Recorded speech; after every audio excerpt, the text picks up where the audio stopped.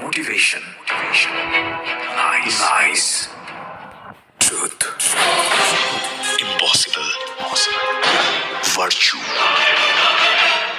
morality, something beyond entertainment. Welcome to my stage of reality. Stay tuned. Sunday and Wednesday with me, RJ Kibriya, only on Dhaka FM 90.4.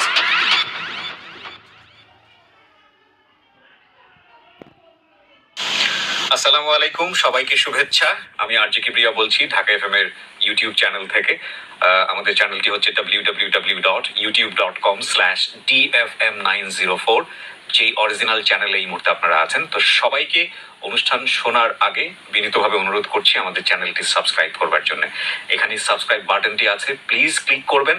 পাশে একটা bell button আছে, বাটনটি on করে নেবেন। সবার প্রতি request থাকছে। Thank you very much. এই অনুষ্ঠানটি শ্রোতাদের জীবন গল্প ভিত্তিক অনুষ্ঠান। এই অনুষ্ঠানে শ্রোতারা স্বেচ্ছায় নিজেদের জীবনের গল্প বলেন। শ্রোতারা যা এখানে বলেন তা সরজমিনে ইনভেস্টিগেটেড নয়, সুতরাং সেদিক থেকে বিশ্বাস অবিশ্বাস একান্তই আপনার নিজের। সম্পূর্ণ বিনোদনমূলক এই অনুষ্ঠানটি আমাদের ব্যক্তি জীবনে কখনো কখনো শিক্ষণীয় ভূমিকা রাখে। এই অনুষ্ঠানে যারা আসেন স্বেচ্ছায় অংশগ্রহণ করেন। এই অনুষ্ঠানে কনফেস করবার পরে কিংবা জীবন গল্প বলবার পরে তার ব্যক্তি ও সামাজিক জীবনে কোনো বিরূপ প্রভাব পড়লে সেটার জন্য রেডিও কর্তৃপক্ষ দায়ী নয়। জীবন গল্প, জীবন গল্প, জীবন নাটকের চেয়েও নাটকীয়। প্রিয় শ্রোতা, আপনাদের সবাইকে আরো একবার স্বাগত জানাচ্ছি জীবন গল্পে। আমি আরজে কিবরিয়া আপনার সঙ্গে রয়েছি এবং আপনারা শুনছেন ঢাকা এফএম 90.4। আরো একজন বন্ধু আজকের এই জীবন গল্পে তার নিজের জীবনের গল্প নিয়ে এসেছেন। চলুন প্রথমেই তার সঙ্গে আপনাদের পরিচয় করিয়ে দিই। প্রথমে নামটা একটু বলেন। আমার নাম মোসাম্মদ সাথী। মোসাম্মদ সাথী, জি। এটাই পুরো নাম? হ্যাঁ, এটা আমার পুরো নাম। আচ্ছা, আরেকটা বিষয় একটু খেয়াল রাখার মতো, আমাদের এই অনুষ্ঠানটি পাশাপাশি আপনারা ইউটিউবেও শুনতে পাচ্ছেন। আমাদের ইউটিউবের ঠিকানা হচ্ছে www.youtube.com/dfm904। আমি আবারও বলছি www.youtube.com/dfm904। চ্যানেলটি আছে ঢাকা এফএম 90.4 নামে। ওখানে গেলে আপনি এ যাবৎকালে ঢাকা এফএম এ যত সিক্রেটস এবং জীবন গল্প প্রচারিত হয়েছে সবগুলো ওখানে দেওয়া আছে। So please do subscribe. চ্যানেলটি সাবস্ক্রাইব করে নেবেন। এবং আমি মনে করি এটা অন্যতম একটা পাঠশালার মতো। আমরা তো আসলে বিদ্যালয়ে যাই বা বিভিন্ন জায়গাতে যাই মানুষের জীবন আচরণ সঠিক করার জন্য, গঠন করবার জন্য, মানুষের মতো মানুষ হবার জন্য। তো একটা কথা আছে যে আসলে আপনি পুঁথিগত বিদ্যায় বা যাই বলি না কেন, সেখানে যা আছে সবই জীবনের অভিজ্ঞতা থেকে নেয়া। তো আপনি যদি জীবনের অভিজ্ঞতা, অভিজ্ঞতা পেতে চান, কোনো প্রকার পলিশ না, মানে গল্প উপন্যাসে যেটা হয় যে একজন মানুষের জীবনে ঘটে যাওয়া ঘটনার মধ্যে অনেক কিছু যোগ বিয়োগ করে সেটাকে নান্দনিক ফর্মে এনে সত্যকে সত্যের মতো করে তুলে ধরে কিংবা সত্য থেকে বের হয়ে গিয়ে একটা রূপক গল্প দাঁড় করিয়ে আপনাদের সামনে উপস্থাপন করা হয়। গল্প উপন্যাসে যেটা হয় বইয়ে, সেটা আসলে সত্যের কাছাকাছি কতখানি যেতে পারে সেটা প্রশ্নবিদ্ধ। কারণ আমি একটা ছোট্ট উদাহরণ দিই আপনাদেরকে। কারণ দেখবেন যে আপনি ছোটবেলায় অনেক ভ্রমণ কাহিনী পড়েছেন। ওই ভ্রমণ কাহিনী যখন আপনি পড়েছেন, আপনার চোখের সামনে একটা অন্যরকম অবয়ব তৈরি হয়েছে। জীবনে কোনো একটা সময় সুযোগ এসছে ওই জায়গাটিতে প্র্যাকটিক্যালি যাওয়ার। তো আপনি গেলেন, যাওয়ার পর আপনি দেখলেন যে আপনি অমুক বিখ্যাত ঔপন্যাসিকের লেখা এই যে জায়গাটায় ভ্রমণ করা, সেটার উপরে পড়া বই বা বইয়ের গল্প আপনাকে যতটা সুন্দর একটা অনুভূতি দিয়েছিল, বাস্তবে যাওয়ার পর আপনি দেখলেন যে না, আসলে ঘটনা সেরকম না। লেখকের এই স্বাধীনতাটা আছে, লেখক সেটা করতে পারেন। লেখক কোনো জিনিসকে একেবারে আকাশচুম্বী একটা ফিলিংসের জায়গায় নিয়ে যেতে পারেন, আবার একেবারে ধরাশায়ী করতে পারেন। এটা লেখকের স্বাধীনতা। কিন্তু আমাদের এই জীবন গল্পগুলো আমরা এখানে উপস্থাপন করি, এটা একেবারেই ফরম্যাট। হ্যাঁ, এটারও সীমাবদ্ধতা আছে। সীমাবদ্ধতা হচ্ছে এটাই যে যিনি গল্পটা বলতে এসছেন, বিশেষ করে জীবন গল্পে, সেটা হলো যে উনি সবসময় অ্যাফার্মেটিভ স্টাইলে গল্পটা বলেন যে না, আমার জীবনে যত ঘটনা ঘটে গেছে সবাই, চারপাশের মানুষরাই দোষী, আমি এখানে নির্দোষ ছিলাম। এবং এটা আসলে কতখানি সত্য, কতখানি বিশ্বাসযোগ্য, সেই জায়গাটা থেকে একটা প্রশ্ন থেকেই যায়। তবে দিন শেষে চমৎকার একটা লেসন থাকে পুরো গল্পের মধ্যে। এটা একটা বিষয়। আর আপনি সিক্রেটসে দেখবেন ঠিক উল্টোটা। ওর ঘটনা হচ্ছে যে আমি সারা জীবনে যত অপরাধ করেছি, অপরাধের বিনিময়ে আমি কোন শাস্তি পেয়েছি। মানে আমার লাইফে যা হয়েছে না হয়েছে সেটা বড় কথা না, আমি নিজেও একজন অপরাধী। তো সেই জায়গাটা থেকে আমি এই দুই গল্পের একটা সংমিশ্রণ ঘটিয়ে আমি যা তুলে দিয়েছি লাস্ট 9 ইয়ার্সে, সেটা আমি বলতে পারি ইটস আ ভেরি ফরম্যাট। সেটা কখনো কখনো গল্প, উপন্যাস, প্রবন্ধ, কাব্য সমস্ত কিছুকে হার মানায়। কোনো কোনো জীবন গল্প আমাদেরকে এমন ফিলিংসের সামনে দাঁড় করিয়ে দেয়, এটা কি আদৌ সম্ভব? জি, আসলেই সম্ভব। তো সেরকম একটা ফিলিংস এর মুখোমুখি আজকেও আমরা হব। সাথী আছেন আমাদের সঙ্গে, এবং এখানে যারা অনুষ্ঠানে আসতে চান প্লিজ আমাদেরকে ফোন করবেন। আমাদের ফোন নাম্বার হচ্ছে 09611904904। আমি আবারও বলছি 09611904904। সাথী বলেন, যেখান থেকে বলতে ইচ্ছে করে আপনার। আমি ছোটবেলা থেকেই বলতেছি। আপনার জন্ম জেলা কোথায়? আপনি কোথায় জন্ম? আমার জন্ম জেলা পটুয়াখালীতে। পটুয়াখালীতে। আচ্ছা, আর আমি বড় হয়েছি পটুয়াখালীতে। পটুয়াখালীতে। আর আমার বাবার কাছে তেমন একটা আমার থাকা হয় না, আমি বড় হয়েছি আমার নানা বাড়িতে।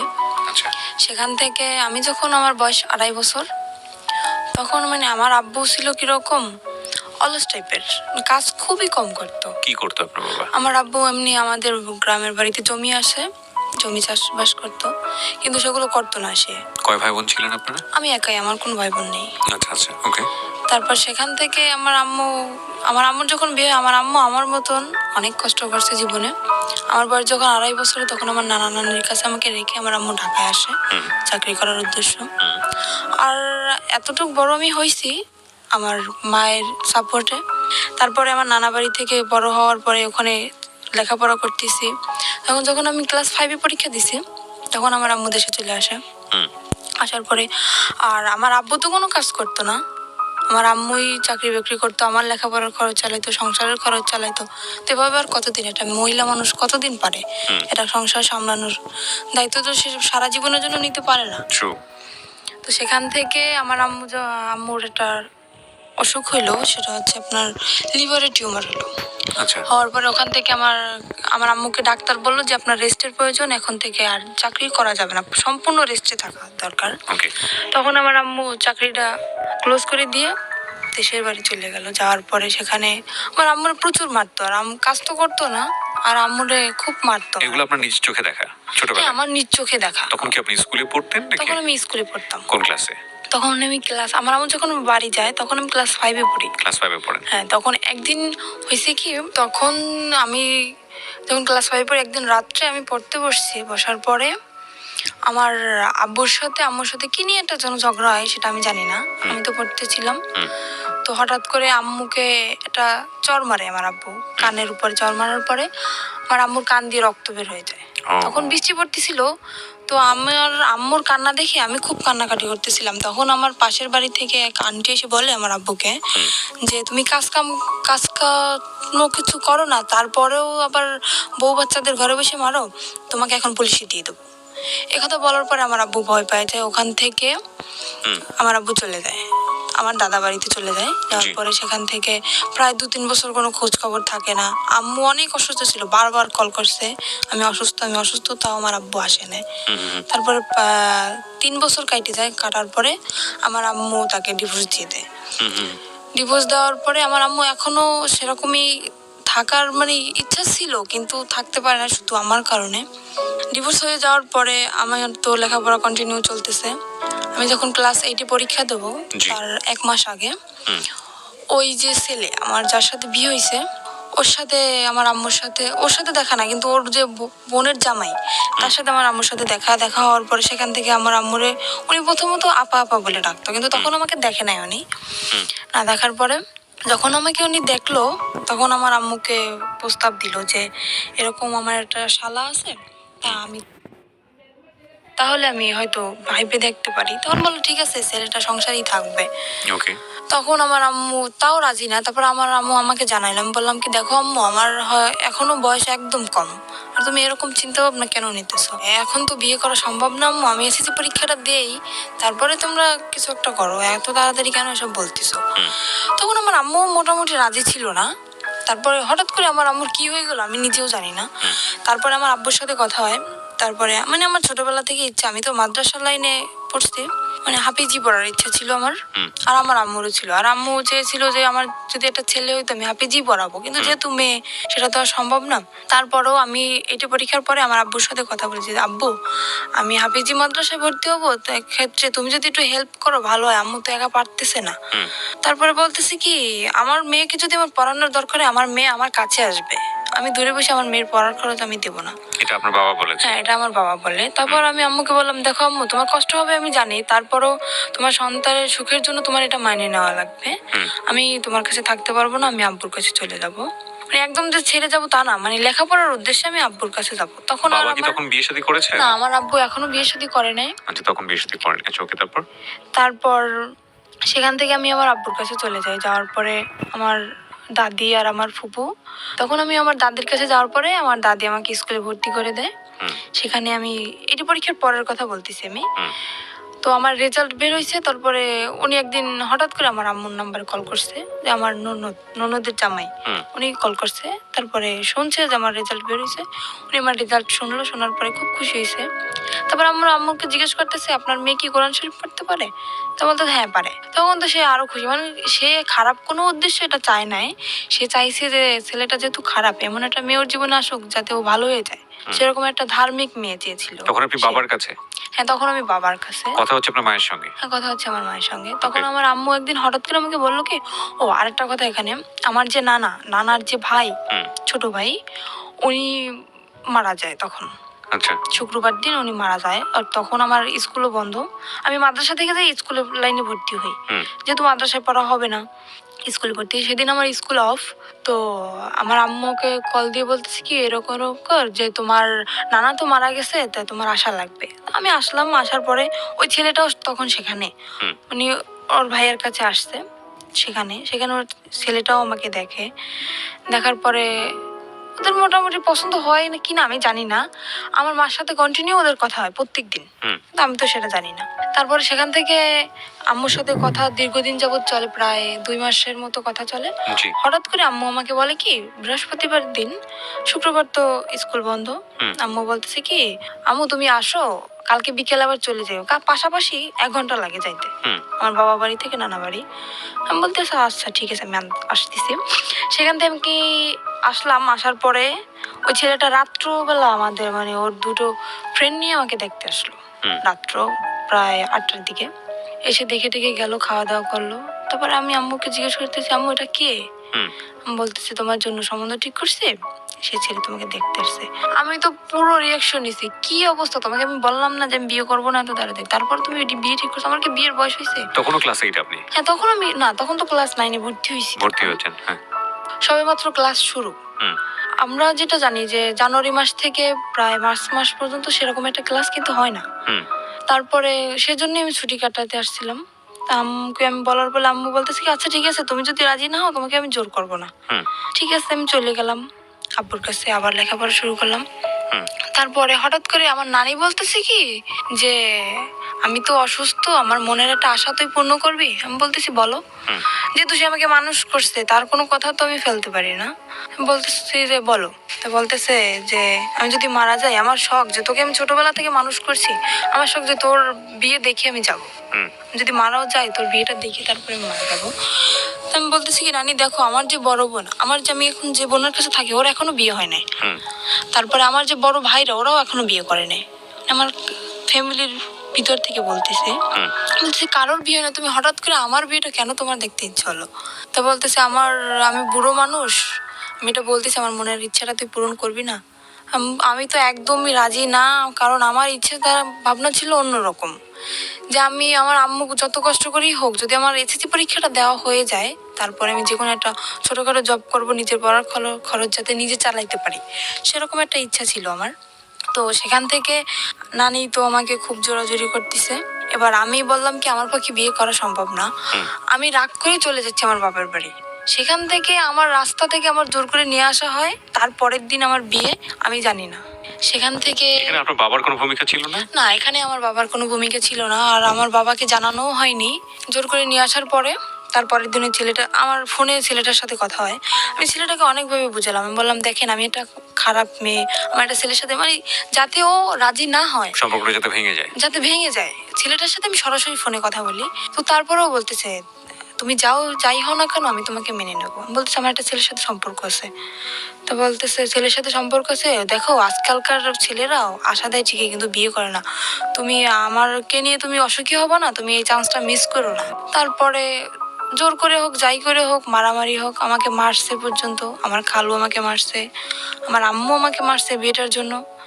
জোর করেই বিয়ে দেওয়া হয়। তারপরে ছেলেটা তার পরের দিন আসে, একা আসে বিয়ে করতে।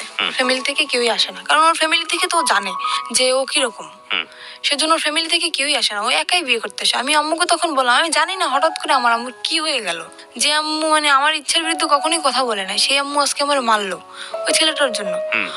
তারপরে আমি বিয়েটা হওয়ার পরে বিয়ের 15 দিন হয়ে যায়। আমি তো মোটে মানে ওর কাছেই যাচ্ছি না, ওকে চোখে দেখতে পারতেছি না, ওর সাথে কথায় কথায় আমি ঝগড়া বাঁধাই দিচ্ছি।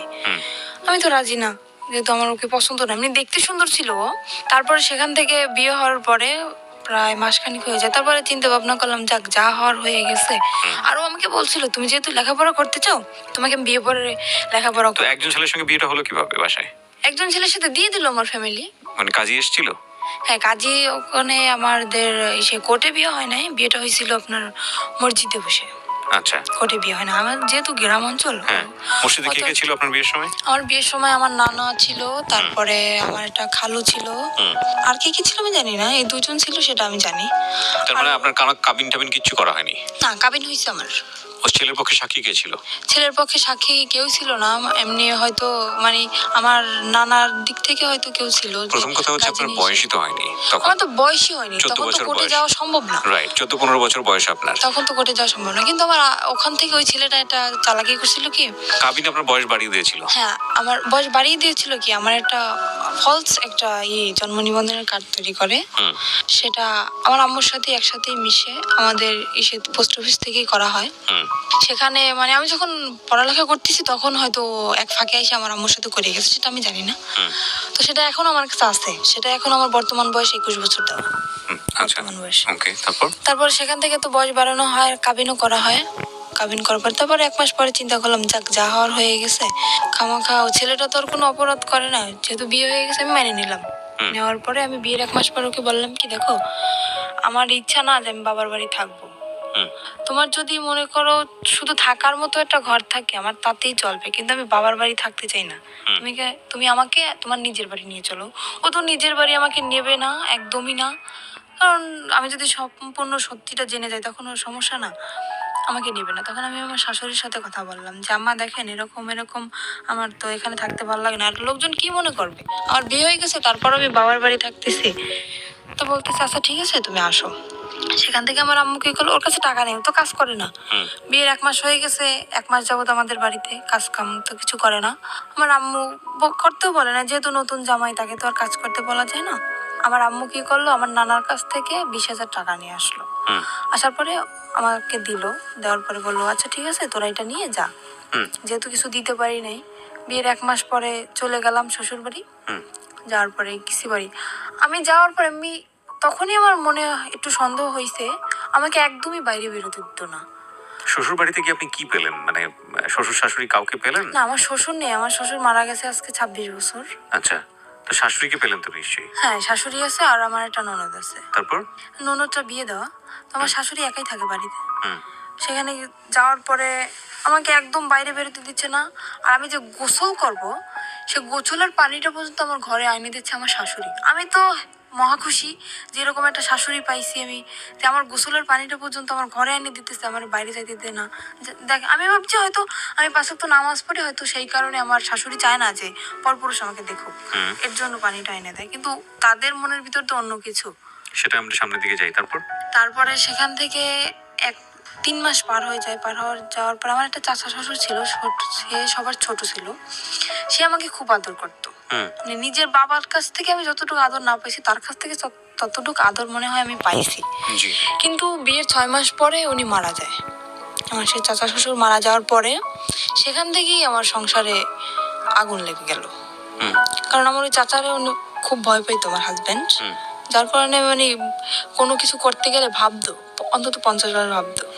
তো উনি মারা যাওয়ার পরে, উনি যেদিন মারা গেছে সেদিন রাত্রেও, আমি তো জানি না, আমাকে বলতেছে কি, দেখো, আমার বাড়ির যত দায়িত্ব আমার চাচার উপরে ছিল, যেহেতু সে মারা গেছে এখন কিন্তু সব দায়িত্বটা আমার। তো আমার যদি রাত্রে ফিরতে দাঁড়িয়ে তুমি কখনো আমাকে জিজ্ঞেস করবে না যে তুমি কোথায় গেছিলা। এটা মানে আপনার হাজবেন্ড আপনাকে বলেছিল? আমাকে বলে। আর আমি এতটুকু বিশ্বাস ওকে আমি করতাম, আমি যদি চোখের সামনে দেখতাম যে ওটা কিছু করতেছে, তারপরেও যদি বলতো যে না আমি এটা করি নাই, তাও আমি বিশ্বাস করে নিতাম। আমি এতটা বিশ্বাস ওকে আমি করতাম। সেখান থেকে ও যেদিন ওর চাচা মারা যায়, ওদিন ও সারা রাত্র বাড়ি ফিরলো না। ও তখন জোর আসলে, আমি তো জানি না। সকালবেলা বাড়ি ফিরলো, আমি জিজ্ঞেস, ও যেহেতু আমাকে বলছে সন্ধ্যার দিকে যে তুমি আমাকে জিজ্ঞেস করবে না, আমি জিজ্ঞেসও করিনি। আর আমিও খুব কান্নাকাটি করতেছি যে আমাকে এত ভালোবাসতো, সে হঠাৎ করে মারা গেল। তা আমি আর ওকে জিজ্ঞেস করিনি। পরপর 3-4 দিন এরকম ও বাড়ি আসতেছে না। তারপর আমি ওকে জিজ্ঞেস করলাম, কি এমন কাজ তোমার সারা রাত্র? আমার চাচা শ্বশুর তো এরকম সারা রাত্র বাড়ি পাহারা দিত না, তুমি তো রাত্র পর্যন্ত কি করো? আমাকে বললো, মেয়ে মানুষ মেয়ে মানুষের মতো থাকো, তোমার এত শক্তি দরকার আছে? বললাম আচ্ছা ঠিক আছে। সে কাজ করতেছে না, কিছু না, সারা রাত্র ওরকম জুয়ো খেলে দিনের বেলা এসে ঘুমাইতেছে। এভাবে কি সংসার চলে? আমি বললাম কি, দেখো এখন হয়তো আমি একা আছি, ভবিষ্যতে আমাদের একটা বেবি আসবে, তখন তার তো ভবিষ্যৎ আছে। তোমার জীবন নিয়ে তুমি না ভাবতে পারো, কিন্তু আমার তো লাইফে অনেক কিছু করার বাকি। তুমি আগে বলছো যে লেখাপড়া করাবা, সেটাও করালে না। তারপরে এখন যতক্ষণ আমাদের একটা বাচ্চা কাচ্চা হবে, তাকেও কি আমি এরকম মূর্খ বানাবো? তাকে কি লেখাপড়া করা লাগবে না? তাকে মানুষ করা লাগবে না? বলতেছে অবশ্যই। সে সেদিন কি করলো, 4টা টাচফোন নিয়ে আসছে। আর ও যদি খেলাধুলো করতো, মানে খুব এক্সপার্ট ছিল খেলাধুলায়, 4টা টাচফোন নিতে আমি জিজ্ঞেস করলাম কি ব্যাপার, তুমি 4টা টাচফোন কোথায় পেয়েছো? তো বলতেছে যে আমার একটা বন্ধু টাকা নেই, আমার কাছে বন্ধক রাখছে। আমি বলছি, তোমার নিজের কাছে টাকা নেই, তুমি আর একজনের তো বন্ধক রাখছো, আমি বুঝতে পারতেছি না। ও হঠাৎ করে অনেক বাজার নিয়ে আসলো বাসায়। আমি তো অবাক হয়ে গেছি, কি ব্যাপার, কোথায় পেলো এত টাকা? সেখান থেকে আমার মনে একটু সন্দেহ আসলো। তারপরে ওর একটা বন্ধু আছে, ওর কাছে ও ঘুমাই গেছে, ওর ফোন দিয়ে আমি ওর কাছে কল করলাম যে আচ্ছা ও এত রাত্র পর্যন্ত কি করে, আপনি তো সবসময় ওর সাথে থাকেন, সত্যি কথা বলেন তো আমাকে। তো বললো কি, ভাবি আমি আপনাকে একটা কথা বলি, যে জীবনে স্বামীকে এত বিশ্বাস করবেন না। বলতেছি কেন? তো বলতেছে ও সারা রাত্র কি করে আপনি জানেন? আমি বলছি না আমি তো জানি। কে বলছে আপনাকে এটা? ওটা ওর বন্ধু বলতেছে আমাকে। আচ্ছা, ওর বন্ধুকে আপনি আগে থেকেই চিনতেন? হ্যাঁ, ওর বন্ধু অনেকবার আসছেও আমাদের বাড়িতে। ওকে, সো বন্ধুই আপনাকে কথাগুলো বলছে? হ্যাঁ, বন্ধু আমাকে কথাগুলো বলতেছে যে ভাবি আমি যে কথাগুলো আপনাকে বলতেছি এটা ওকে বলবেন না, তাহলে কিন্তু ও আমার সাথে ঝগড়া লাগাই দেবে। বললাম যে ঠিক আছে আমি বলবো না, আপনি বলেন। তো বলতেছে ও এরকম এরকম সারা রাত জুয়ো খেলে বেড়ায় আর মারামারি করে এর সাথে ওর সাথে। আমি তো আপনাকে বলি না, কারণ আপনি যেহেতু নতুন নতুন বিয়ে হয়েছে আপনাদের, বললে হয়তো সংসার সমস্যা হইতে পারে, এর জন্য আমি বলি না। তারপরে একদিন রাত্র এরকম সারা রাত্র আমি কি অসুস্থ, আমার প্রচন্ড মাথা ব্যথা আর জ্বর। আমি ওকে বললাম কি আমাকে কিছু ওষুধ এনে দিয়ে যাও, আমার খুব ক্লান্ত লাগতেছে শরীরটা। ও যে গেল আর আসলো না। তো সেখান থেকে সারা রাত্র অসুস্থ। আর ও কি করতো, যখন বাইরে বের হইতো, বাইরে থেকে রুম তালা মেরে রেখে যেত। আমি যখন প্রথম দিন জানার পরে, আমি যখন ওর সাথে ঝগড়া লাগানোর পরে ও আমাকে আমার যে গায়ের ওড়না ছিল ওটা খুলে আমার হাত বাঁধে, আমার পাও বাঁধে, বাঁধার পরে আমার মুখটাও বাঁধে, বেঁধে বাইরে থেকে ঘরের দরজাটা বন্ধ করে দিয়ে যায়। তো পরপর 2-3 দিন আমার একটা দেবর আছে, ও আমাকে এসে, ছোট অনেক ছোট, আমাকে 2-3 দিন ডাকছে, কিন্তু দরজা তো বন্ধ আর আমার মুখও তো বন্ধ, আমি কিভাবে ডাক দেবো ওদেরকে? আর আমি কাউকে বলিও নাই, এই কথাটা আমি কাউকে বলিও নাই, বললে তো মানে ওর মার শুরু হয়ে যাবে, এর জন্য আমি বলি নাই। তারপরে 2-3 দিন ওরকম ডাকছে। একদিন আপনাকে বেঁধে যেত, আসতো কখন? আসতো সকালে। তো আপনি এই সময়টা কি করতেন? ওরকম অবস্থা আমি ঘুমিয়ে যেতাম, আমি কান্না করতে করতে ওরকম অবস্থায় আমি ঘুম পড়ে যেতাম। আর সকালবেলা এসেও খুলে দিত। সকালবেলা আসে যখন খুলতো তখন আপনি কিছু বলতেন না? কি বলবো, বলে তোমার তো হয়তো কিছু বলতাম না। ওরা মাকেও বলতেন না? কাউকে না। আর আমার এমনও কোনো দিন গেছে যে দীর্ঘ 1 সপ্তাহ আমি না খেয়ে থাকছি, তাও আমি আম্মুকে কখনো বলি নাই। আচ্ছা, আমরা একটু ধারাবাহিকভাবে সামনে দিকে যাই। তারপরে কি হলো?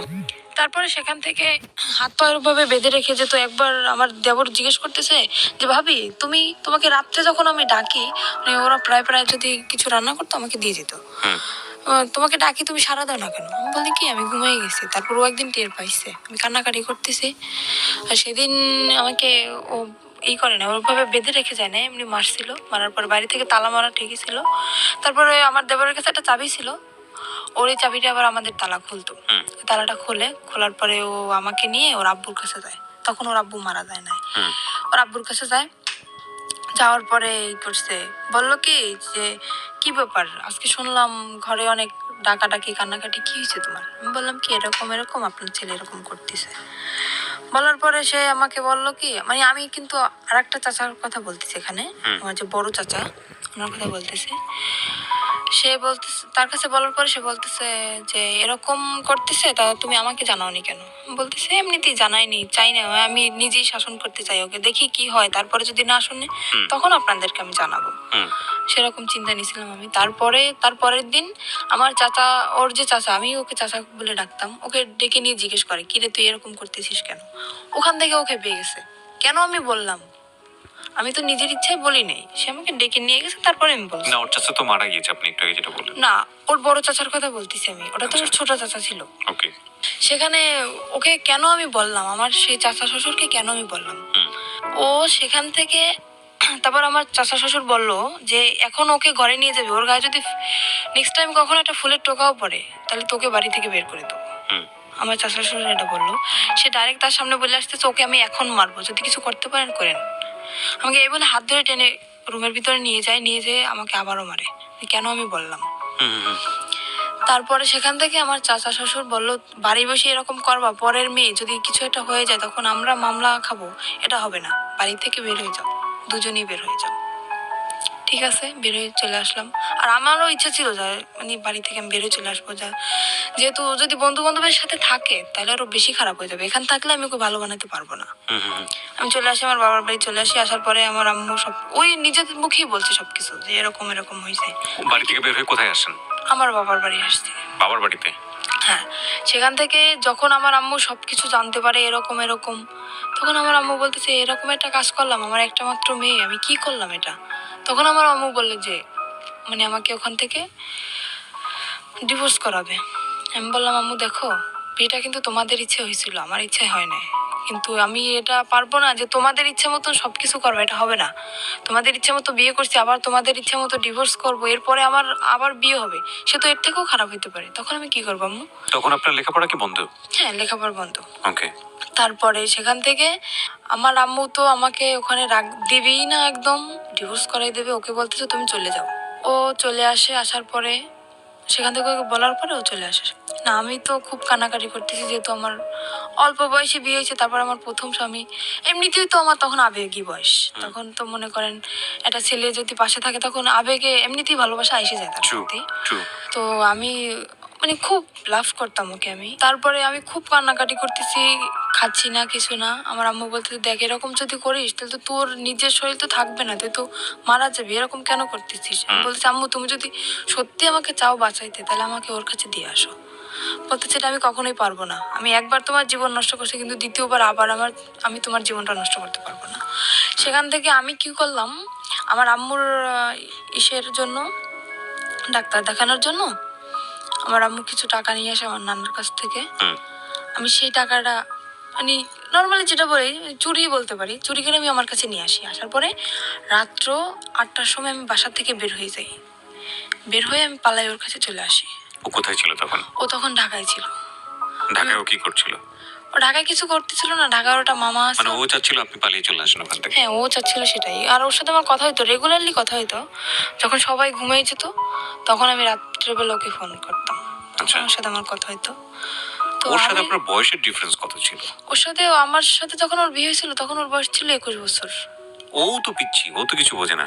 আর ওর যখন প্রথম ম্যারেজ হয় তখন ওর বয়স ছিল আপনার 17 বছর। মানে ও এর আগেও বিয়ে করেছে? হ্যাঁ, আর আমি বললাম না, এর আগেও বিয়ে করছিল। এগুলো আপনি আরো পরে জানতে পেরেছেন? পরে যে না, ওটা আমি বিয়ের ওই যে 6 মাস পরেই আমি জানতে পারছি। ওই যে এটা আপনার ফ্যামিলি জানে যখন আপনাকে আলাদা করে রেখেছে? না, তখনও জানেন আপনার তখন আমি বলি না, আমি বললে তো জানতো। ও আচ্ছা, বলেন নাই, আপনি লুকিয়ে গেছেন? আমি লুকিয়ে গেছি। দ্য থিং ইজ দ্যাট ওর মনের মধ্যে একটা ইমোশন জেগেছে, যেটা ও একটু আগে বলছিল যে আমার জীবনের প্রথম কারোর প্রতি ভালো লাগা। তো সামহাও ও চেয়েছে নিজের জায়গাটা থেকে যে এই ভালো লাগা, যেহেতু ওকে ভালোবেসে ফেলেছি, সুতরাং ওকে যে কোনোভাবেই হোক নিজের জায়গাটায় আপন করে রাখা, সেভ করা অন্য জায়গাটা থেকে। না, ও কখনোই, ওর মনের ভিতরে কখনোই আমার জন্য ভালোবাসা ছিল না, শুধু সেটা তো আমি সেটা তো ওর আচরণ দেখে বুঝতে পারছি। আমরা ভবিষ্যতে কি হয়েছে সেটা ধারাবাহিকভাবে সামনে তখন দেখে যাই। ও আমার সাথে এরকম চলছে যে আমি বুঝছি যে এরকম একটা ছেলে আমার লাইফে আমি পাবো না, যে এতটা ভালোবাসে আমাকে। আচ্ছা। আমি শুধুমাত্র ওর এইসব যে অপকর্ম এইসব দিকটা আমি কখনোই ভাবি নাই। আমি ভাবছি শুধু ওর ভালোবাসাটা, আর কিছুই না। আমি ঢাকা চলে আসলাম, আসার পরে ওর একটা মামা আছে ওখানে, উনি একটা চাকরি ঠিক করে আমার জন্য আর ওর জন্য। কিন্তু আমার বয়স অল্প, সেখানে আমাকে চাকরিতে অ্যাকসেপ্ট করে না। ও একটা চাকরি করার পরে আমিও কিছুদিন পরে একটা চাকরি নিই। তারপর ও 1 মাস চাকরি করার পরে ও চাকরি করা বন্ধ করে দিল বাসায়। তারপর আমি তো চাকরি নিলাম। ও যে 1 মাসের বেতনটা পাইছে, পাওয়ার পরে সে টাকাটা নিয়ে ও বাড়ি চলে গেছে, আমাকে ওখানে একা রেখে। কোথায় ছিলেন আপনি তখন ঢাকাতে? আমি তখন ঢাকা নারায়ণগঞ্জে ছিলাম। নারায়ণগঞ্জে ছিলেন। নারায়ণগঞ্জে আপনাকে নিয়ে বাসা ভাড়া নিয়েছিল সে? হ্যাঁ, বাসা ভাড়া নিয়েছিল। আর আমি যেহেতু জীবন গল্প বলতেছি, সবকিছুই বলি, তখন আমি একটা গার্মেন্টসে চাকরি করি। জি। সেখানে গার্মেন্টসে আমি 1ম মাসের বেতন তখনও পাইনি, আমার চাকরির বয়স কেবল 15 দিন। সেখান থেকে ও তো 1 মাস হয়ে গেছে চাকরির বয়স, আর বাসা ভাড়াও তো দেওয়া হয় নাই, আর টুকিটাকি কিছু ধারও হয়েছে, প্রায় 10,000 টাকার মতো ধার। ও বেতনটা পায়ে বাড়ি চলে গেছে না বলে, ফোনটাও অফ, আর আমার ফোনটাও নিয়ে গেছে। এবার আমি কি করব? সেখানে বেতন পাই নাই, ও বেতন পেয়ে চলে গেছে, বাসা ভাড়া 1 মাসের, টুকিটাকি দেনা, ইচ্ছা ছিল দুইজনই বেতন পাবো, বেতন পেয়ে সব দেনা ধারগুলো শোধ করে দেবো। এখন আমার তো আমি কি করব ভাবতে পারতেছি না। তখন আমি আম্মুর কাছে কল করলাম যে আম্মু, তোমার জামাই অনেক অসুস্থ, টাকা নেই, তুমি কিছু টাকা পাঠাও। আম্মুর কাছ থেকে 10,000 টাকা নিলাম, আর না মানে আম্মু নিজেই আসলো ঢাকায়, এসে দেখতেছে যে নেই। তখন আম্মু বললো কি যে তুই এত মিথ্যা কথা কেন বলতেছিস আমার সাথে? আমি কোনোদিনও মিথ্যা কথা বলি নাই, সেই মানুষ আমি ওর জন্য অনেক মিথ্যা বলছি আমার ফ্যামিলিতে অনেক। আম্মু এসে দেখার পরে বলতেছে কি, তুই এরকম একটা মিথ্যা কথা আমার সাথে বলতে পারলি যে ও করলো এটা আর তুই বললি আরেকটা। তখন আমার আম্মু ওখান থেকে সবার ধার শোধ করে আমাকে ওখান থেকে নিয়ে আসে। নিয়ে আসার পরে বাড়ি আমাকে আটকায় দেয়, একদম ফুল আটকায় দেয়। আমার পাশে মনে করেন বডিগার্ড হিসেবে প্রত্যেক সময় 3-4 জন লোক আছে, কেউ না কেউ আছে আমার পাশে, আমাকে বডিগার্ড হিসেবে পাহারা দিচ্ছে তারা। তখন আমি কিভাবে যাব? আমার তো কি কষ্ট হচ্ছে সেটা তো আমি বুঝতেছি, যে আমার বুকের ভিতরটা কিরকম ফিল হচ্ছে। তো সেখান থেকে আমাকে আটকানো তো হইলই, প্লাস আমাকে জোর করে ডিভোর্স করানো হবে। কাজী আমার বাসায় চলে আসছে। ওকে। আমি বললাম কি, আপনি কি মামলা খাইতে চান? আমি কাজীকে বললাম, আপনি কি মামলা খাইতে চান? বলছে কেন? বলছে আমি ডিভোর্স করবো না, আপনি জোর করে ডিভোর্স করেছেন, আমি কিন্তু আপনার নামে মামলা করে দেবো। তো কাজী ভয় পেয়ে গেছে, কাজী বলতেছে আমি ডিভোর্স করাতে পারবো না। কাজী চলে গেল। যাওয়ার পর সেখান থেকে আমি আবারও পালায় চলে গেলাম। আমি পালালাম কখন? তখন ফজরের আজান দিছে। ফজরের আজানের সময় আমি বাসা থেকে বের হয়ে গেছি। আমি নামাজ পড়ার দিয়ে আমি উজু করতে বের হয়েছি, সেখান থেকে আমি বের হয়ে গেছি। বের হয়ে আমার শহরে যাইতে আপনার প্রায় 1 ঘন্টা সময় লাগে, গ্রামের দিকে তো বাড়ি। সেখান থেকে আমি গাড়ি থেকে নেমে ওকে কল করলাম যে আমার কাছে টাকা নেই, তুমি টাকা পাঠাও, আমি আসবো। তো বলছে আমার পক্ষে টাকা পাঠানো সম্ভব না। আমি কি করলাম, আমার বিয়ের সময় যে নাকফুল দেওয়া হয়েছিল আমাকে, নাকের ফুল, ওটা আমি বিক্রি করে দিলাম শহরে গিয়ে। বিক্রি করে সেখান থেকে আমার 700 টাকা আসলো। আমি সেই টাকাটা দিয়ে ওর বাড়ি চলে গেলাম। যাওয়ার পরে সে তো আমাকে মাইনে নিচ্ছে না। কেন তুমি আমার মাইনে নেবে না? বিয়ের 1 বছর পরের কথা বলতেছি আমি। সে আমাকে মানবে না। ওই কি অন্যায় করছি আমি? তুমি কেন আমাকে মানবা না? আমি কি অন্য কারোর সাথে রিলেশন করছি বা কারোর সাথে ভেগে গেছি, তারপরে 6 মাস পরে তোমার সাথে আসছি? কেন তুমি আমাকে এরকম করতেছো আমার সাথে? সে বলতেছে ঠিক আছে, একটা শর্তে আমি তোমাকে রাখতে পারি, আমি কোনো কাজ করতে পারবো না, তুমি আমাকে চাকরি করে খাওয়াবা। ঠিক আছে। তো সেখান থেকে আমি যশোরে চলে গেলাম। সেখানে আমার একটা ফুফু শাশুড়ি আছে। যশোরে কি ওকে সাথে নিয়ে গেলেন? হ্যাঁ, ও আমাকে নিয়ে গেছে আমার ফুফু শাশুড়ির কাছে। ওকে। আর ওনার মেয়ের নিজস্ব পার্লারের আছে, বিজনেস আছে। সেখানে আমাকে 3 মাস ট্রেনিং করানোর পরে আমি মোটামুটি কাজ সবকিছুই শিখি। শেখার পরে ওখানে আমার চাকরিও হয়ে যায়। তখন আমার বেতন ছিল 16,000 টাকা। আর আমি বেতনের যত টাকা পাইতাম, বেতন পাওয়ার সাথেও নেই, মানে ও আমার সাথে থাকতো না, কিন্তু যেদিন আমি বেতন পাইতাম ওদিন চলে আসতো, আচ্ছা। সব টাকা নিয়ে যেত।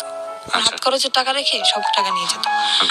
নিয়ে ও বলতো কি যে আমার মানে আমাদের বাড়ি তো এমনি ও বলতেছে যে আমার 2তলা বিল্ডিং করার ইচ্ছা, তো এই টাকাটা নিয়ে আমি ব্যাংকে রাখতেছি। আসলে কোনো কিছুই করতো না, ও টাকাগুলো শুধু ফাও নষ্ট করতো। আর মেয়েদের সাথে মনে করেন আসার পরে ও ফোন অফ করে রাখ, ফোনের উপরে ফোন, ফোনের উপরে ফোন, আসতেই থাকতো মেয়েদের ফোন। তারপরে সেখান থেকে টাকা নিয়ে গেল। 2-3 মাস এরকম চাকরি করার পরে এরকম টাকা নিয়েই যাচ্ছে। আমি বলতেছি কি আমি বাড়ি যাব, তুমি কোথায় টাকা রাখতেছো আমি এটা দেখবো।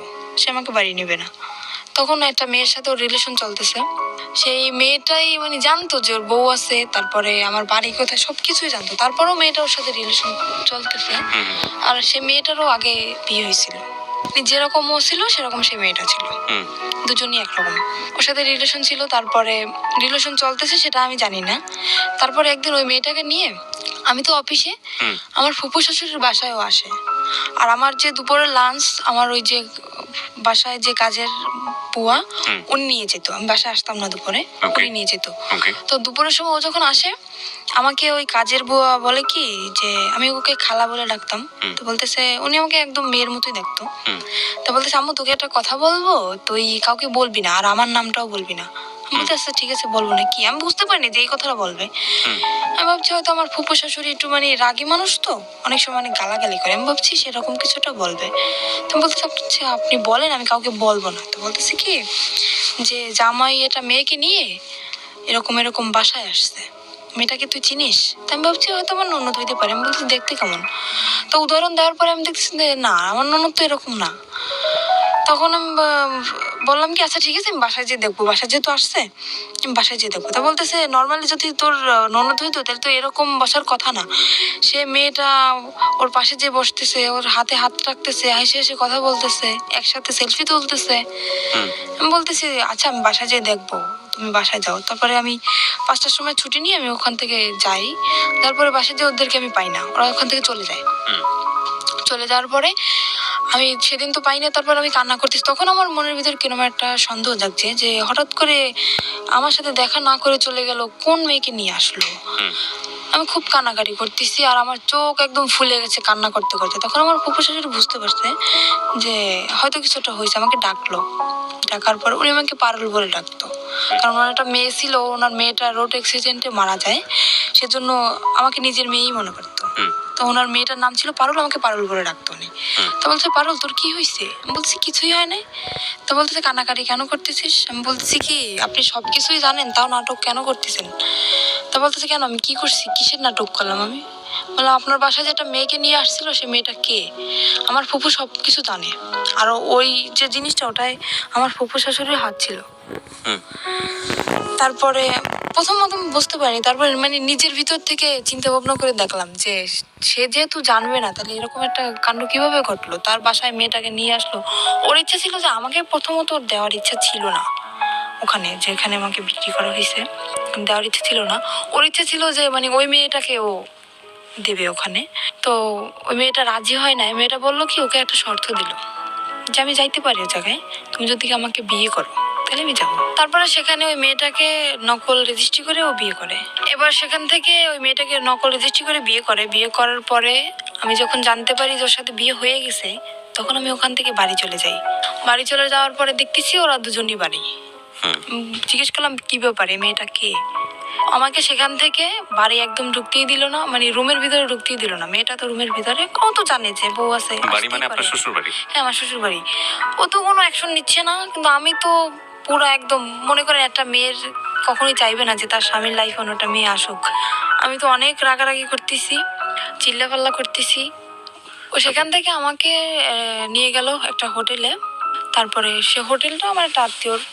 সেই হোটেলে নিয়ে যেয়ে আমাকে বললো দেখো এরকম এরকম একটা মেয়েকে ওকে আমি বিয়ে করিনি, ওর সাথে আমার নকল রেজিস্ট্রি, ওর সাথে আমার ঘর সংসার করার ইচ্ছা না, ওকে আমি ছেড়ে দেবো। বলি কেন তুমি এরকম করলা? তুমি তো আমার সাথে এরকম করতে পারবা, কেন করলো? মেয়েটা জীবনটা কেন তুমি নষ্ট করলা? তা বলতেছে ওর বাবা মার অনেক টাকা পয়সা আছে, তো মানে আমাকে লোভ দেখাচ্ছে, ও টাকা লোভ দেখাচ্ছে। ওর বাবা মার অনেক টাকা পয়সা আছে, কিছু টাকা পয়সা নিয়ে আমি ওকে ছেড়ে দেবো। আমি বলছি এটা কখনোই হবে না। আমি একটা যেরকম আমার মনে যেরকম কষ্ট হয় আমার স্বামীর জীবনে অন্য কেউ আসলে ঠিক ওরও সেরকম কষ্ট, আমি এটা মানবো না। তারপরে সেখানে ওই মেয়ের যে নানি, ওই মেয়েটার নানি কল করছে ফোনে। আমি ফোনটা রিসিভ করি, আমি বললাম কি মেয়ে যে বিয়ে দিছেন জানেন যে ছেলে কি করে? বলতেছে হ্যাঁ জানি। ছেলে কি করে? বলতেছে ছেলে তো রোলার মেশিন চালায়। বলতেছি সম্পূর্ণ ভুল, ও কোনো কাজ করে না। বলতেছে তুমি কি বলতেছো? আমি বলছি আমি ওর বউ। বউ মানি? কিন্তু বউ মানে আপনি জানেন না যে ওর আগে আরো একটা বউ আছে? তো বলছে না তো, ও তো বলছে যে আমি আগে বিয়ে করছিলাম তার সাথে ডিভোর্স হয়ে গেছে। যে ডিভোর্স হয়ে গেছে তাহলে ও আমার সাথে কেন এখন? তারপরে বললো কি আচ্ছা ই করছে, আমরা থানায় মামলা করব, তুমি থানায় আসো। আমি বলতেছি মামলা করার দরকার হলে আপনারা করেন, ভুল আপনারা করছেন, মামলাটা আপনারাই করবেন, আমি করব না। আপনারা কি করবেন আপনারা নিজেরা ডিসিশন নেন, এর ব্যাপারে আমি কিছু বলবো না আপনাদের। তো ওরা, আমি তো সেখান থেকে আমাকে বললো কি তুমি যেখানে আছো সেখানে যাও, ও মেয়েটাকে আমি কিছুদিনের ভিতরে ছেড়ে দিয়ে আমি তোমার কাছে আসতেছি। আপনি তখন যশোরে? আমি তখন যশোরে না, তখন আমাকে খুলনা একটা হোটেলে নিয়ে যায়। খুলনায়। হুম। যশোর খুলনা তো পাশাপাশি জেলা। কত এই কথাগুলো হচ্ছে কোথায়? খুলনায় বসে হ্যাঁ, খুলনায় বসে একটা হোটেলের ভিতর হচ্ছে। তো আপনাকে যেতে বলছে কোথায়? যেতে বলছে আমি যেখানে চাকরি করি ওখানে আমাকে যেতে সেটা তো বলছে। যশোরে। হ্যাঁ, যশোরে। ওকে। ওখান থেকে আমি যশোরে চলে যাই। চলে যাওয়ার পরে মানে যেটা বললাম আমি বিশ্বাস করলাম আবারও। হুম। ওখান থেকে যশোরে চলে যাই, যাওয়ার পরে ও মেয়েটাকে নিয়ে আবার ওই বাসায় আসে। ওই বাসা বলতে আমার ওই যে ফুপুর বাসায় আবার আসে। আপনার আপন ফুপু? না, ফুপু শাশুড়ি। ফুপুর শাশুড়ি। ওকে। ওনার বাসায় আবারও আসে।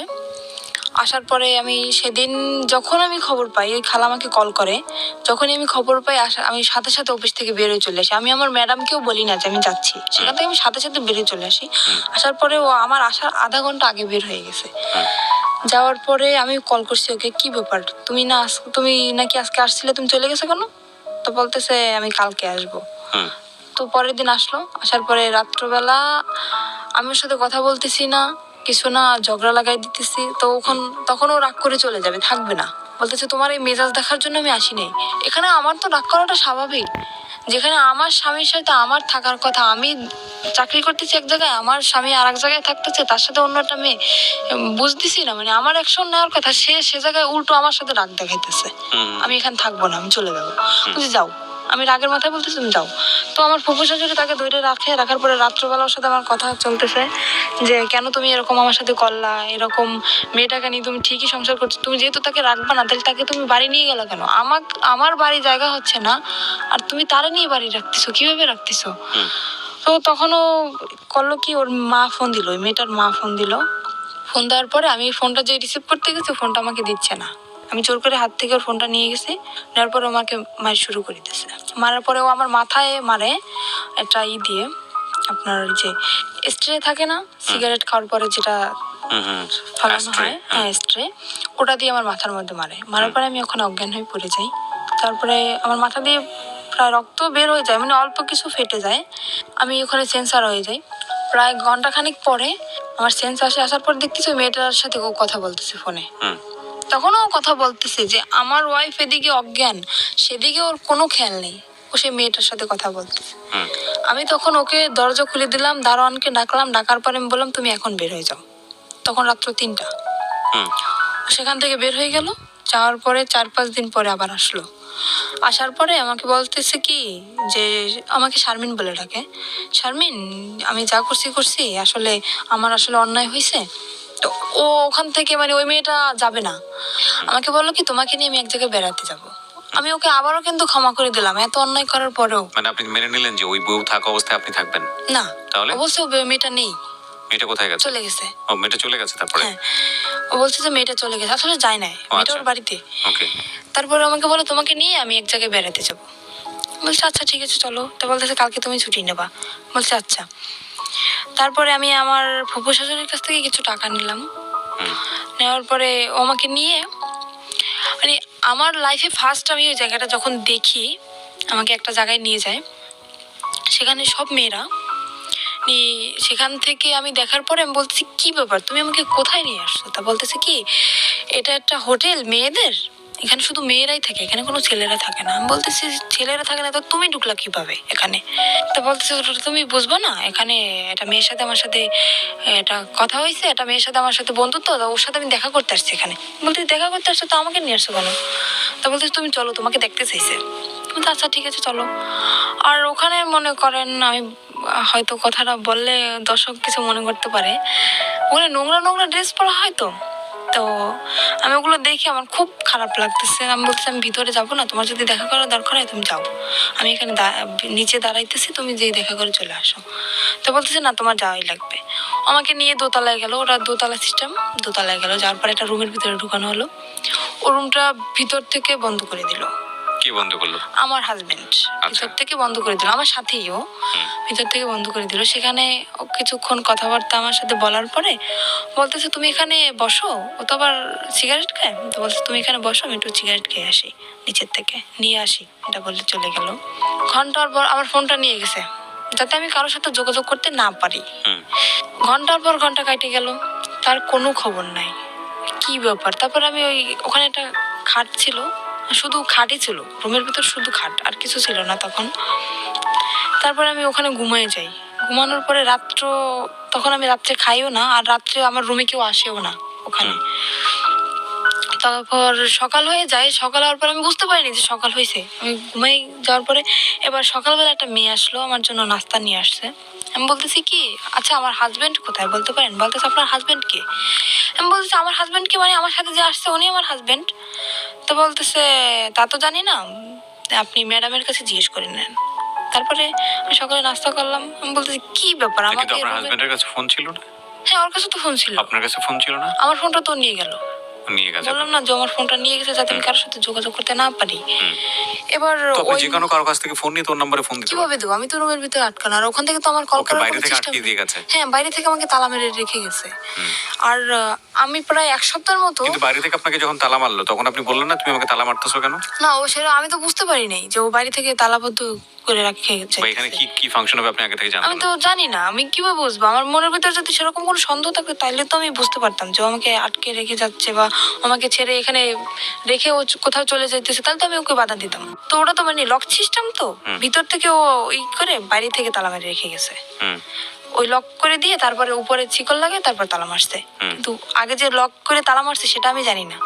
তো ওর বাড়ি থেকেও তালা মারা। তো আমি নাস্তা করার পরে তার 2-3 ঘন্টা পরে একটা মহিলা আসলো, এসে আমাকে বলতেছে, আমার নাম জিজ্ঞেস করলো। তারপরে আমি বলতেছি কি, আমি তাকেও জিজ্ঞেস করতেছি, আমি তো পাগল হয়ে গেছি পুরো, কি ব্যাপার কোথায় গেল? বলতেছে আচ্ছা আমার হাজবেন্ড কোথায়? তা বলতেছে হাজবেন্ডকে কি বাঁচাইতে চাও? আমি বলতেছি কেন? তো বলতেছে তোমার হাজবেন্ড আমার কাছে আছে। তো আপনার কাছে আছে তো ভালো কথা। তো বলতেছে আমাকে বললো যে ওটা একটা পতিতালয়। আমি তখন জানতে পারলাম যে ওটা একটা পতিতালয়। আমাকে বললো তোমার মানে দেহ ব্যবসা করতে হবে এখানে। ওই মহিলাই সরাসরি বললো? সরাসরি আমাকে বলতেছে ওই মহিলা। আমি বলতেছি কিরকম কথা বলতেছেন? আমি আসছি এটা, আমি জানি এটা একটা হোটেল, এখানে মেয়েরা থাকে, তো দেহ ব্যবসা করবো মানে? তা বলতেছে তোমার হাজবেন্ড আমার কাছে বন্দি আছে, যদি তোমার হাজবেন্ডকে বাঁচাইতে চাও তখন বাধ্যতামূলক তোমার এটা করতেই হবে। তারপরে উনি একটা ছুরি বের করলো আমার ব্যাগ থেকে আমার সামনে। ওরা আমার সামনে ধরার পরে বলতেছে যদি তুমি না রাজি হও তাহলে তোমাকেও মেরে ফেলা হবে, তোমার হাজবেন্ডকেও মেরে ফেলা হবে। কিন্তু আমার হাজবেন্ড তো ঠিক ঘুরে বেড়াচ্ছে। আমি তো ওখানে বলি মানে ওকে যেরকম শিখিয়ে দিয়ে গেছে ওই মহিলাকে, আমাকে সেভাবেই বলতেছে। তো আমি ভয় পেয়ে যাই, আর আমি চিন্তা করি আমি মারা যাই কিন্তু আমার হাজবেন্ডকে তো আমি খুব ভালোবাসি, আমি ওর মৃত্যুটা আমি মেনে নিতে পারবো না। তখন আমি বললাম কি আচ্ছা ঠিক আছে, আমি রাজি হই ওখানে ভয়তে। তো ওটা তো আপনার হয় লাইসেন্স প্রাপ্ত, লাইসেন্স না হলে ওটা হয় না। সেখানে আমাকে থানায় নিয়ে যাওয়া হয় ওখানে। আর আমাকে শিখিয়ে দিছে যে যদি কেউ বলে জিজ্ঞেস করে তুমি কি ভয়ে ছুটে করতেছো সব, বা কেউ কি তোমার ভয় দেখাইছে বা কিসের জন্য করতেছো, যদি জিজ্ঞেস করে তো সম্পূর্ণ তুমি একটা কথাই বলবা যে আমাকে কেউ জোর করে নাই, আমার দারিদ্রিক সমস্যার কারণে আমি এসব করতে রাজি হয়েছি। এটা আপনাকে শিখিয়ে দেওয়া হয়? এটা আমাকে শিখিয়ে দেওয়া হয়। তো আমার মনের ভিতরে তো ভয়, যেহেতু আমি যদি একলা থাকতাম তাইলে হয়তো আমি স্যারের সাথে বলতে পারতাম যে স্যার না আমাকে ভয় দেখানো হচ্ছে, কিন্তু আমার হাজবেন্ড ওনাদের কাছে জিম্মায় আছে, ওনাদের কাছে বন্দি, সে ভয়তে আমি বলতেছি না। তো স্যার আমাকে জিজ্ঞেস করলো যে তোমার বয়স তো একদম কম, তো এই কম বয়সে কেন তুমি এসব করতে চাইছো? আমি বলতেছি আমার সমস্যা আছে ফ্যামিলিগত আমার। মানে থানায় গেছেন আপনি? হ্যাঁ থানায় আমি তখন। ওকে। উনি আমাকে সবকিছু জিজ্ঞেস করলো, তারপর আমাকে একটা পেপারে সাইন করানো হয় যাতে আমি পরে কোনো ঝামেলা না করতে পারি। মানে আমি স্বেচ্ছায় এসব করতেছি, আমাকে একটা পেপারে সাইন করানো হয় আর ওখানে আমার ছবি টবি সবকিছু তুলে রাখা হয়। ফাইন, এখানে একটা কথা আছে, সেটা হচ্ছে আপনার কাছ থেকে কোনো সার্টিফিকেট চাওয়া হয়েছিল, বয়সের কোনো সার্টিফিকেট? হ্যাঁ বলছিল যে তোমার বয়স কত, আমাকে শিখিয়ে দেওয়া হয়েছিল যে তুমি বলবে তোমার বয়সে বর্তমান বয়স 20 বছর। আমি বলছি 20 বছর বয়স। তো উনি তারা সেরকম একটা সার্টিফিকেট বলছিল, সার্টিফিকেট আছে? আমি বলতেছি যে হ্যাঁ সার্টিফিকেট তো আছে, সেটা তো বাসায়। তো উনি আমাকে কাছে দেখতে চায় না, বলে না যে তোমার সার্টিফিকেট আমাকে দেখাও, সেটা আমাকে বলে না। আমি মুখে বলছি যে আমার বয়স 20 বছর, ওই পর্যন্তই এনাফ। তারপরে সেখান থেকে আমাকে নিয়ে আসা হয়, নিয়ে আসার পরে তার পরের দিন মানে কথাটা বলতে আমার কিছু একটা সংকোচ বোধ হচ্ছে। আপনি আপনার মতো করে বলেন, কোনো সমস্যা নেই। সেখান থেকে পরের দিন সকালে ঘুম থেকে ওঠার পরে ওয়াশরুম তো ভিতরেই, গোসল করি। গোসল করার পর একটা ছেলে আসে আমার রুমে। তখন আমাকে একটা মেয়ে বলে যায় খবরদার ছেলের সাথে যেন কোনো রকম খারাপ আচরণ না হয়। তো ছেলেটা খুবই ভদ্র, আমি সারা জীবনের জন্য দোয়া করবো যাতে ওকে আল্লাহ মানে সাফল্য যেটা চাইছিল, ওর জীবনের সমস্ত কাহিনী আমাকে বলছিল তো ও একটা মেয়ের সাথে এরকম রিলেশন করছিল। ছেলেটা আসার পরে কি হয়েছে? ছেলেটা আসার পরে আমাকে তখন ও রুম ভিতর থেকে বন্ধ করে দেয়। তখন আমি বুঝতে পারছি যে কেন আসছে, একটা ছেলে একটা মেয়ের রুমে কেন আসে। হুম। আমি বললাম কি, আমি ওর পা জড়িয়ে ধরলাম যে দেখেন ভাই, আপনি আমার ভাই, আমার তো ভাই নেই, আপনি আমার ভাই। এখানে আমি ইচ্ছাকৃতভাবে আসিনি, এরকম এরকম আমার হাজবেন্ডকে আটকে রাখা হয়েছে। আর ওর ওখানে যে যা কিছু হয় ও সব কিছু জানে, যে ওর ভিতরে আসলে কি হয়। আর আরও তো মেয়েরা আছে, তো সে তাদের কাছ থেকে হয়তো ও শুনছে যে কিরকম কি এখানে সিস্টেম। আমি সমস্ত কিছু বললাম যে এরকম আমার হাজবেন্ডে আটকে রাখছে, আমাকে এরকম ভয় দেখাইছে। ও বলতেছে কি, তোমার হাজবেন্ড এখন কোথায় সেটা তুমি জানো? আমি বলতেছি আমি জানি যে হাজবেন্ড ওদের কাছে এখনো বন্দি আছে। তা বলতেছে সেরকম কিছুই না, এখানে সিস্টেম হচ্ছে তোমার মেয়েদের এখানে নিয়ে এসে বিক্রি করে দেওয়া হয়। তখন আমার বিশ্বাসই হইতেছে না, না এরকম আমার হাজবেন্ড করতে পারে না, এতটা খারাপও হইতে পারে না। ও তখন বলতেছে কি, আচ্ছা ওর কাছে ফোন ছিল, বলতেছে তোমার হাজবেন্ড যেহেতু বন্ধু তাহলে তো ওর ফোনটা অফ থাকার কথা, তাই না? আমি বলছি হ্যাঁ। তো বলতেছে তুমি আমার ফোনটা দিয়ে 1 মিনিট ওকে কল করো। তো আমি বললাম আমি কথা বললে তো আমি বুঝতে পারবো না, তো আপনি কথা বলেন।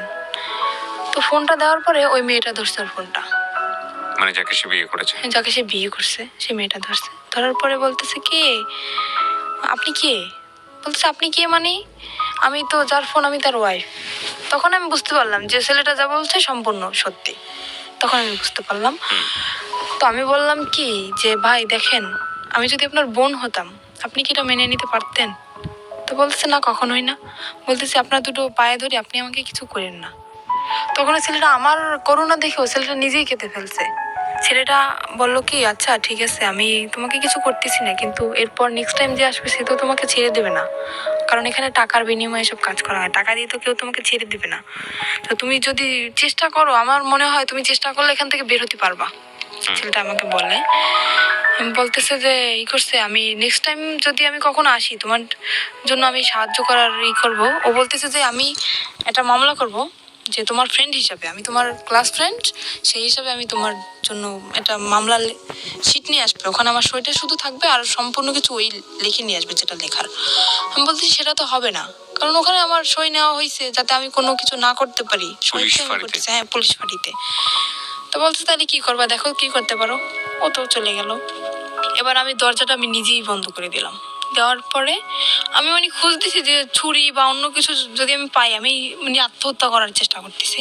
তো আমি খোঁজাখুঁজি করতেছি, খুঁজতে খুঁজতে উপরে যে সানসেটের পরে ওই যে আপনার বক্স ছিল, বক্স আনছে আমার জন্য। ওই রুমে সবকিছু নিয়ে আসছে আমার জন্য, যেহেতু ওই রুমে আমি থাকবো। সবকিছু নিয়ে আসছে। তো বক্সের যে কার্টুনটার ভিতরে আপনার ইঁদুর মরা ওষুধ। আমি পাইয়ে তো মানুষ তো কষ্ট হয়, কিন্তু আমি পাই তো মহা খুশি। আমি ওটা পাওয়ার পরে অনেক অনেক খুশি আমি, যে আমি এখানে এসব করার থেকে কারে আমি ভালোবাসলাম, কার জন্য আমি রাজি হইলাম, যাকে বাঁচানোর জন্য আমি রাজি হইলাম সেই আমাকে দিয়ে এসব করাচ্ছে। আমি আর নিজের জীবন আমি রাখতে চাই না। তো আমি পুরো প্যাকেট খেয়ে ফেলছি। ফেলার পরে দরজা খুলে দিলাম আবার।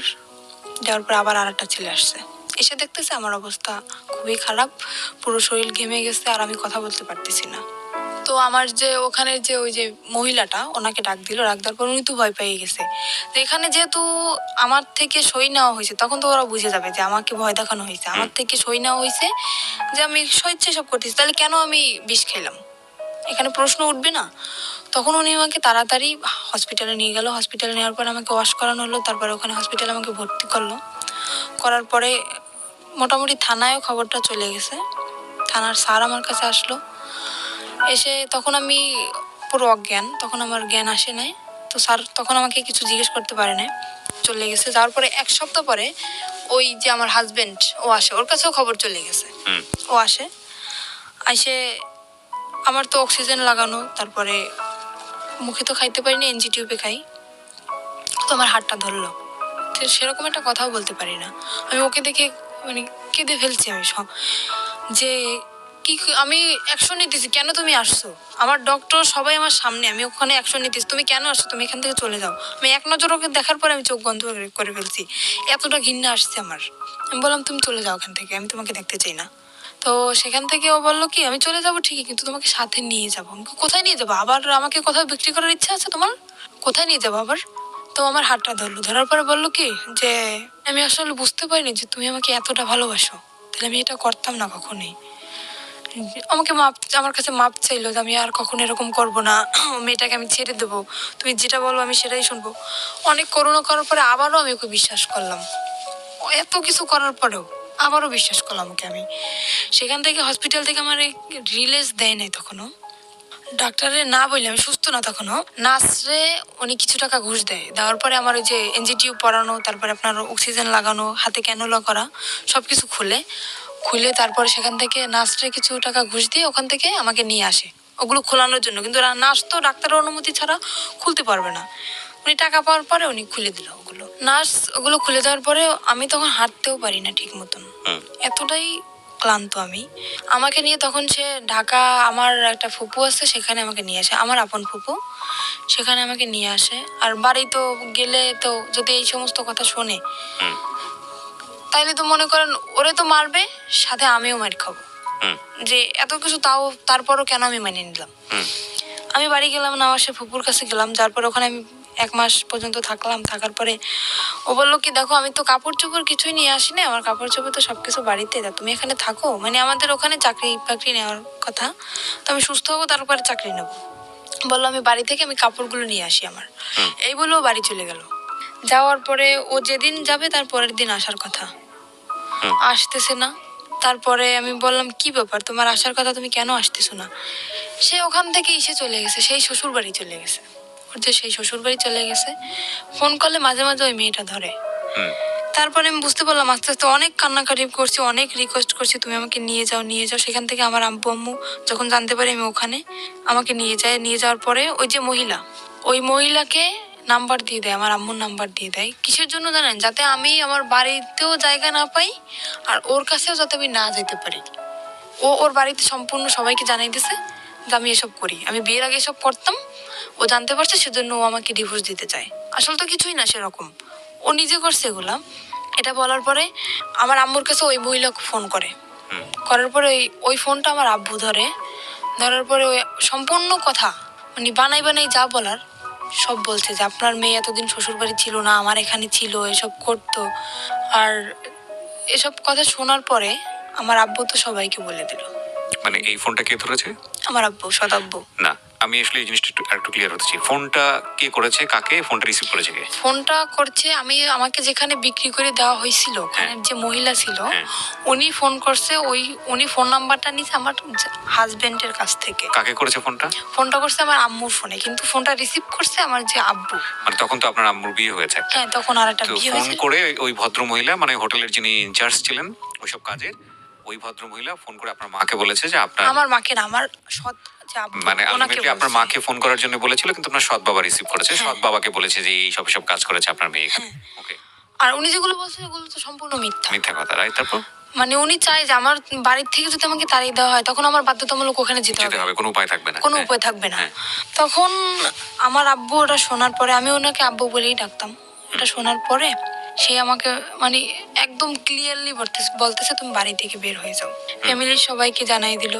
এবার আমি কি করব, আমার না মাথায় আসমান ভেঙে বসে দিয়ে এরকম একটা জিনিস আমার লাইফে ঘটলো, কোথায় আমার ফ্যামিলি আমাকে সাপোর্ট করবে, অন্য মানুষের একটা মিথ্যা কথা শুনে আমার সাথে এরকম করলো।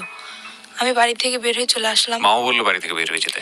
আম্মুর তো কিছু করার নেই, ফ্যামিলির থেকে যেহেতু সবাই এরকম বলতেছে। কিছুই বললো না মা? আম্মু তো কান্নাকাটি করতেছে, আম্মু তোমাকে আসতে দেবে না। তখন সে আব্বু বলতেছে তুমি যদি তোমার মেয়েকে না সর আমি তোমাকে ডিভোর্স দিয়ে দেবো। তা আম্মুকে আমি বললাম আম্মু এতদিন তো দূরে ছিলাম, থাকছিলেন আমাদের ছাড়া, তো এতদিন যেরকম ফোনে কথা বলছি এখনো সেরকম ঠিক সেরকম তোমার সাথে আমার ফোনেই কথা হবে, আমি এখানে থাকবো না। কারণ আমি যদি এখানে থাকি এই ব্যাপারটা গোটা এলাকায় জানাজানি হয়ে যাবে, আমি এটা চাই না। বাড়ি থেকে বের হয়ে চলে আসলাম। বাড়ি থেকে বের হয়ে চলে আসে আমার যে ওই ফুপুর কাছে ছিলাম ঢাকায়, ওখানে আবার আসলাম। আসার পরে ওনার কাছে 15 দিন থাকার পরে ওখানে কোনো চাকরি বাকরি হইতেছে না, কারণ যেহেতু বাড়ি থেকে একদম বের হয়ে চলে আসছি, বাড়ি তো আর যাবো না, চাকরি বাকরি কিছু তো একটা করা লাগবে। ওখানে কোনো চাকরির ম্যানেজ হইতেছে না। তারপর আমার আম্মু কথা বললো, আমার যে আন্টি এখন বর্তমানে ঢাকায় আছে ওনার সাথে আমার আম্মু কথা বললো যে দেখ, আমি আম্মুকে সবই বলছি যে আম্মু যেটা তোমরা শুনছো সেটা সম্পূর্ণ মিথ্যা, তুমি আমার কাছ থেকে শোনো। আম্মু শোনার পরে আর আম্মু আমাকে অনেক বিশ্বাস করে, আর আমি আম্মুর সাথে কখনোই মিথ্যা কথা বলি না। ওই বিয়ে হওয়ার পরে যেটা বলছি, কিন্তু এখন আর বলি না। তাও তো বলছি হাজবেন্ডের জন্য। আম্মুকে বলার পর আম্মু বলছে আচ্ছা ঠিক আছে আমি দেখতেছি। তো আম্মু সেখান থেকে আমার আন্টির সাথে কথা বলার পরে আন্টি বললো ঠিক আছে আমার কাছে আসো, ঈদের 3 মাস আগে বলতেছে ঠিক আছে আমার কাছে আসো তুমি। আসলাম, সেখানে আসার পরে ট্রেনিং করলাম। ওই যে আপনার এখন যে নার্সিং ট্রেনিং জবটা করতেছি নার্সিংয়ে, সেখানে ট্রেনিং করলাম, করার পরে তারপরে আবার অসুস্থ হয়ে গেলাম। সেখানে অসুস্থ হওয়ার পরে প্রায় 2.5 মাস যাবৎ বসা, তারপরে কোনো চাকরি বাকরি হইতেছে না। আমার আপন ফুপুর বাসায় চলে আসলাম। সেখান থেকে আমার আম্মু কথা বলে আমার আন্টির সাথে, সেখানে 15 দিনের মতো থাকলাম। আমার আম্মু কথা বলে আমার আন্টির সাথে যে এরকম ওর সমস্যা, ওর জন্য একটা চাকরি দেখতো না। তো আন্টি বললো ঠিক আছে ওকে আমার কাছে পাঠিয়ে দাও। তো আমার সে আন্টি তো থাকে নারায়ণগঞ্জে, ওই যে ফুপু, তাকে আমি আন্টি বলেই ডাকি। সেখান থেকে আমি আমার আপন যে খালা তার কাছে চলে আসলাম। আসার পরে সেখানে একটা এই যে এখন যে চাকরিটা করতেছি সেখানে ট্রেনিং করি। ট্রেনিং করার পরে আমি হঠাৎ অসুস্থ হয়ে যাই। অসুস্থ হওয়ার পরে 2.5 মাস বসার পরে আমি ওকে একদিন কল দিই আমার আন্টির ফোন দিয়ে। ওকে, মানে আপনার হাজবেন্ড? আমার হাজবেন্ডকে কল দেওয়ার পরে ও শুনলো যে আমি ঢাকায় আছি। তারপর আমি আবারও কেঁদে ফেলছি, ওর সাথে ফোনে কেঁদে ফেলছি। তো তখন আমাকে বলতেছে কি, ও মেয়েটা এখন নেই, তুমি কি এখন আসবা? আমাকে আবারও যেতে বলতেছে যে তুমি কি আমার সাথে সিনেমা করতেছো? বলতেছে কেন?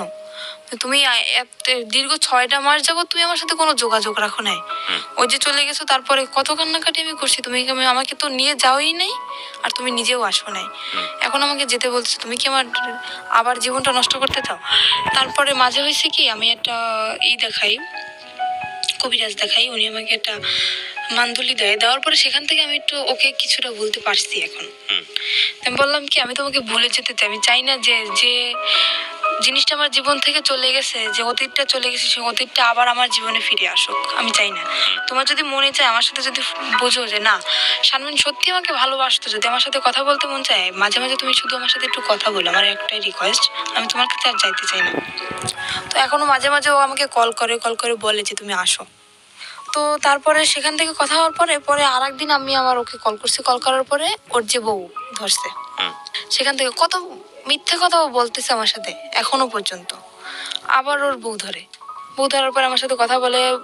মোটামুটি মেয়েটা খুব ভদ্র, আমাকে আপু বলে ডাকে। সে আমাকে বললো যে আপু, আপনি যদি আসতে চান আপনি আসতে পারেন, আপনার সম্পূর্ণ কাহিনী আমি শুনছি বাড়িতে আসার পরে, আপনি যদি এখন আসতে চান তা আসতে পারেন।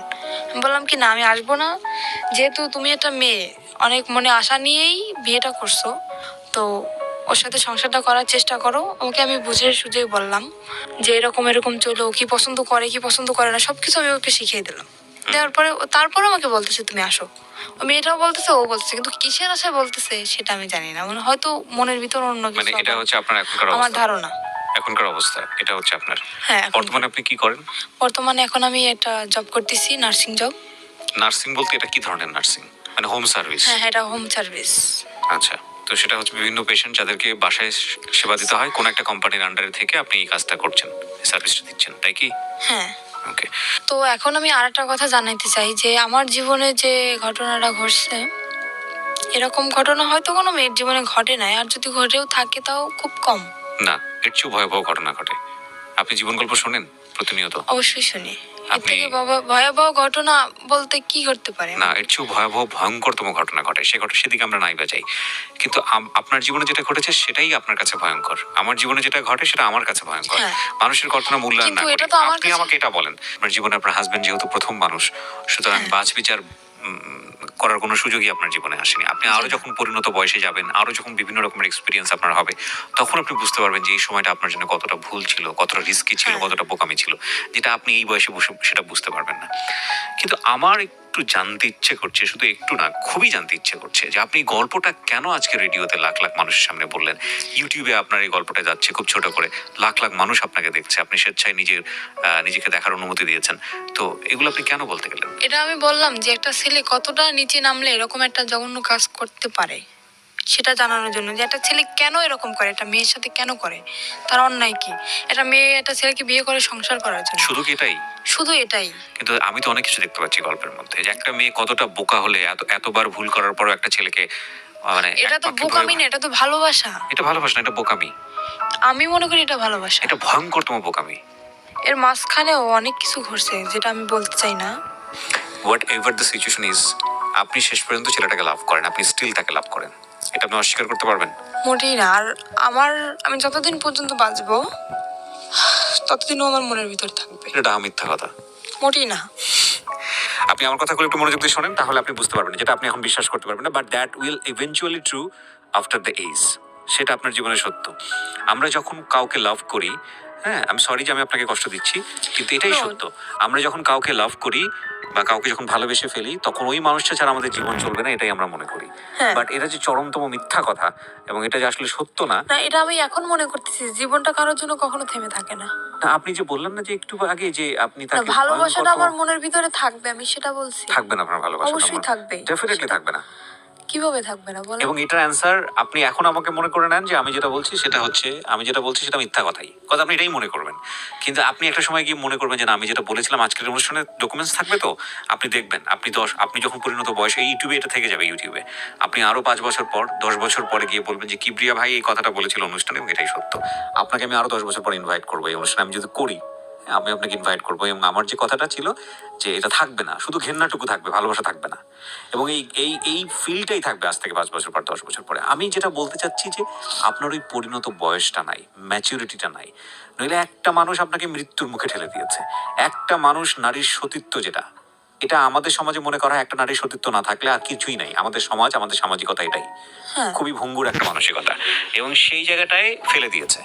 আপনি যে ধরনের অর্থনৈতিক, আমি যদি আরো সহজ করে বলি, যেই ধরনের ক্লাস মেনটেন করেন বা যেই ধরনের আর্থিক অবস্থার মধ্যে বসবাস করেন, এটা আমরা ধরে নিই আমাদের একেবারে সমাজের প্রান্তিক পর্যায়ের এক মানুষ যারা দিন এনে দিন খাওয়ার মতো অবস্থা, এইরকম একটা পরিবারে আপনি বড় হয়েছেন, না আছে বাবার সাপোর্ট, না আছে মার সাপোর্ট, হ্যাঁ, এরকম একটা অবস্থা। সেই রকম একটা অবস্থায় থেকে এরকম একটা আন্ডার এজ একটা মেয়ে একটা ছেলেকে লাভ করে বিয়ে করেছে, লাভ করে তো বিয়ে করেনি, একটা বিয়ে দেওয়া হয়েছে এবং বিয়ের পরে লাভ করেছে।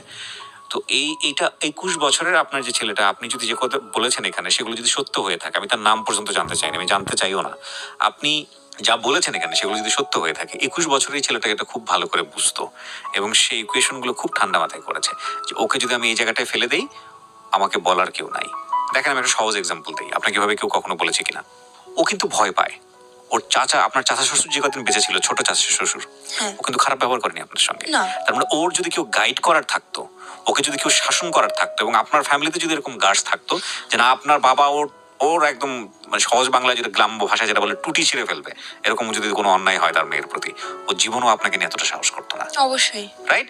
সো যেদিন আপনার ওকে শাসন করার মানুষটা মারা গেছে, সেই রাতের থেকেই কিন্তু ওর উলটপালট আচরণ শুরু হয়েছে। রাইট?